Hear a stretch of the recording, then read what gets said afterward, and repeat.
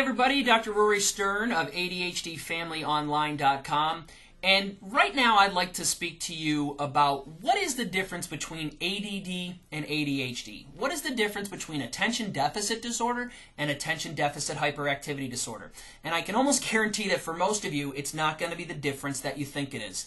It's a little bit more subtle than that. And what do I mean? A lot of people come into my office and say, well, my child has ADD, they don't have the H, which basically somebody is telling me my child has attention deficit disorder, they don't have attention deficit hyperactivity disorder.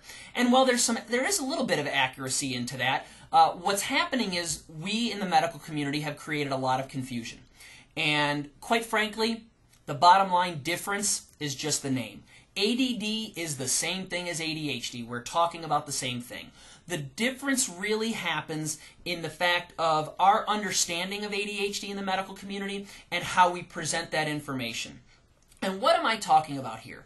Well, the medical professionals, psychiatrists, psychologists, clinicians, social workers, there is a manual that was developed to classify certain diagnoses and disorders, conditions, called the Diagnostic and Statistical Manual of Mental Disorders. Okay? Not a very pleasant name for a manual, and that's really what we use to diagnose. And quite frankly, we're on the 4th edition right now, so we're looking at the DSM-4.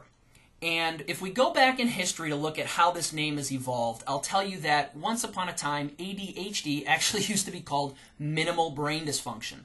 How insulting and derogatory is that? So when you think about the name ADD or ADHD, it's actually improved quite a bit because we're not calling it minimal brain dysfunction. So coming forward a little bit, in the DSM-3, we use the term attention deficit disorder to talk about ADD, ADHD.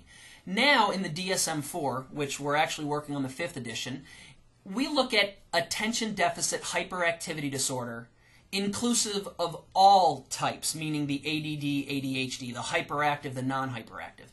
What happens is we've got attention deficit hyperactivity disorder as the proper current diagnostic name with some qualifiers. And there are 3 major subtypes that we'll talk about.